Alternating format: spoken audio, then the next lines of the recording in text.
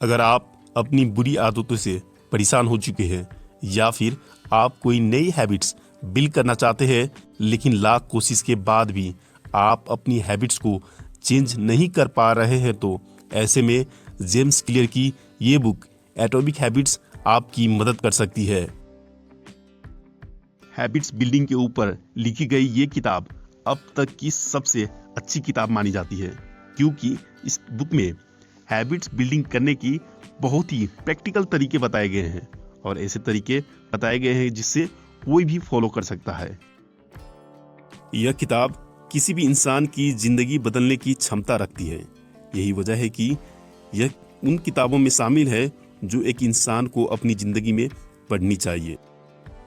बहुत से लोगों के लिए किताबें पढ़ना थोड़ा मुश्किल हो जाता है, इसलिए हमने इस बेस्ट बुक की समरी आपके लिए तैयार की है, तो इस बुक समरी को आप पूरा जरूर देखें। शुरुआत करते हैं इंट्रोडक्शन से। ब्रिटिश साइकिलिंग टीम स्काई की हालत बहुत ही ज़्यादा खराब थी, क्योंकि 1908 से 2003 तक ब्रिटिश साइकिलिंग टीम ने सिर्फ एक ही मेडल जीता था। ब्रिटिश साइकिलिंग टीम की हालत दिन पर दिन खराब होती जा रही थी। ओलंपिक के साथ साथ दुनिया की सबसे बड़ी cycling race Tour de France में भी ब्रिटिश साइकिलिंग टीम कुछ अच्छा परफॉर्मेंस नहीं कर पा रही थी। ब्रिटिश साइकिलिंग टीम के इतने बुरे परफॉर्मेंस को देखकर यूरोप के एक साइकिल मैन्युफैक्चरिंग कंपनी ने उन्हें अपनी साइकिल देने से भी मना कर दिया, क्योंकि उन्हें इस बात का डर था कि अगर टीम स्काई कोई रेस हार जाती है तो ऐसे में उनके साइकिल का नाम खराब हो जाएगा।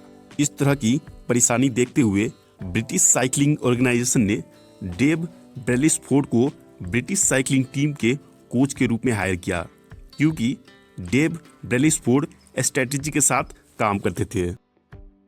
उनका ये मानना था कि अगर हमारे काम के हर हिस्से में 1% इम्प्रूवमेंट किया जाए तो फिर बाद में जो रिजल्ट आएगा वो बहुत ही अच्छा होगा, क्योंकि यह 1% जुड़ कर काफी बड़ी हो जाएगी।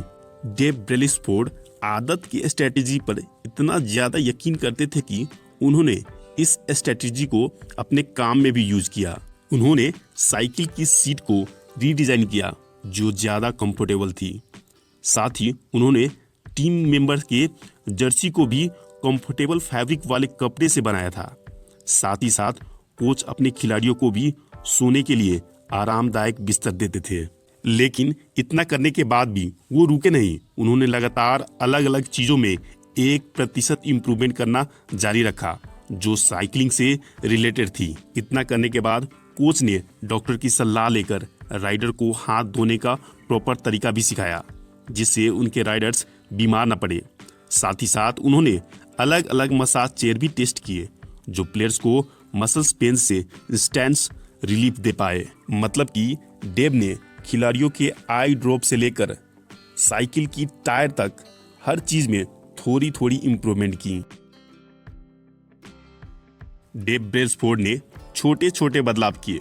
उसका रिजल्ट 2008 साल में बीजिंग ओलंपिक में देखने को मिला, क्योंकि इस ओलंपिक गेम में ब्रिटिश साइकिलिंग टीम ने 8 गोल्ड मेडल जीते थे और उसके बाद हुई ओलंपिक गेम में भी ब्रिटिश साइकिलिंग टीम ने बहुत ही अच्छा प्रदर्शन किया था। डेव ब्रेलिसफोर्ड अपनी स्ट्रेटेजी को द एग्रेशन ऑफ मार्जिनल का नाम देते हैं। उनकी इस स्ट्रेटेजी ने एक नॉर्मल सी साइकिलिंग टीम को 1 से 78 time record holder cycling, 66 time Olympic winner और 5 टाइम्स टूर डी फ्रांस का विनर बना दिया। वैसे 1% इम्प्रूवमेंट तो इतनी छोटी होती है कि हम इसे नोटिस भी नहीं करते हैं, लेकिन लंबे समय में ये छोटी छोटी इम्प्रूवमेंट बहुत बड़ा रिजल्ट क्रिएट करती है। ऑथर कहते हैं कि अपने किसी भी गोल को पूरा करने के लिए आपको गोल्स नहीं बल्कि सिस्टम तैयार करना होगा। वो इसलिए कहते हैं कि क्योंकि गोल सीधे रिजल्ट से रिलेटेड होता है और सिस्टम प्रोसेस से रिलेटेड होता है। एग्जाम्पल के लिए कहे तो एक अच्छी बॉडी बनाना गोल है, लेकिन अच्छी बॉडी बनाने के लिए हेल्दी फूड खाना एक सिस्टम है।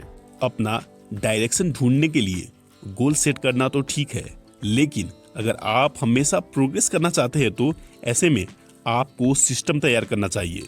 ऐसा इसलिए है क्योंकि गोल्स तो सभी बनाते हैं, लेकिन विनर वही होता है जो प्रोसेस को फॉलो करता है और जो लगातार छोटी छोटी इम्प्रूवमेंट करता है। मतलब आपको अपना गोल्स डिसाइड करने के बाद गोल को पूरा करने के लिए लगातार 1% इम्प्रूवमेंट करना होगा, तभी आप अपने गोल को सही समय पर पूरा कर पाएंगे। जिस तरह हर चीज छोटे छोटे एटम यानी परमाणु से मिलकर बनती है, ठीक वैसे ही कोई भी बड़ा रिजल्ट एटॉमिक हैबिट से ही मिलता है। इसलिए बहुत अच्छी और बड़े रिजल्ट पाने के लिए आपको गोल को भूलकर हैबिट या यूं कहें कि सिस्टम बनाने पर ध्यान देना चाहिए। कोई भी हैबिट्स दो तरह से बदली जा सकती है, आउटकम बेस्ड और आइडेंटिटी बेस्ड। ज़्यादातर लोग आउटकम बेस्ड तरीके से किसी भी हैबिट को बदलने की कोशिश करते हैं, जबकि उन्हें दूसरे तरीके को फॉलो करना चाहिए। मान लीजिए दो लोग एक साथ सिगरेट छोड़ने की कोशिश कर रहे हैं। ऐसे में अगर आप उन दोनों को सिगरेट ऑफर करेंगे तो जो आउटकम बेस्ड तरीके को फॉलो कर रहा होगा वो आपको ये जवाब देगा कि नहीं, मुझे नहीं चाहिए क्योंकि मैं सिगरेट छोड़ने की कोशिश कर रहा हूँ। लेकिन अगर आप उस आदमी को सिगरेट ऑफर करेंगे जो आइडेंटिटी बेस्ड तरीके से हैबिट चेंज करने की कोशिश कर रहा है, तो वो आपको ये जवाब देगा कि मुझे ये चीज़ नहीं चाहिए क्योंकि मैं सिगरेट पीता ही नहीं। वैसे तो ये लाइन बहुत ही सादा सिंपल है, लेकिन बहुत गहरा इम्पैक्ट करती है। इसलिए आउटकम को फॉलो करने वाले लोग ज़्यादा कुछ अपने हैबिट में बदलाव नहीं पाते हैं, लेकिन जो लोग आइडेंटिटी बेस्ड तरीके से अपने हैबिट को बदलते हैं वो हैबिट बदलने में कामयाब रहते हैं। ऐसा काम जो आप बार बार करते हैं वो काम आपकी आइडेंटिटी बन जाती है। मतलब आपके एक्शन आपके आइडेंटिटी को डिफाइन करते हैं। मतलब अगर आप किसी काम को एक बार करते हैं तो वो आपकी आइडेंटिटी नहीं बनेगी, लेकिन अगर आप वही काम रोज रोज करते हैं तो वो काम आपकी आइडेंटिटी जरूर बन जाएगी। एग्जाम्पल के लिए, जब आप कुछ लिखते हैं तो आपकी राइटर की आइडेंटिटी में प्लस पॉइंट होता है, या फिर आप जब किसी इंसान को कुछ अच्छा और नया ट्राई करने के लिए मोटिवेट करते हैं तब आपके पब्लिक स्पीकिंग स्किल बढ़ती है। इसलिए सबसे पहले आपको ये डिसाइड करना होगा कि आप किस तरह के इंसान बनना चाहते हैं, और जब आप अपनी आइडेंटिटी डिसाइड कर ले तब आप अपने आप को बदलने के लिए छोटे छोटे स्टेप्स ज़रूर लीजिए, क्योंकि ये छोटे छोटे स्टेप आपको बड़े रिजल्ट देंगे।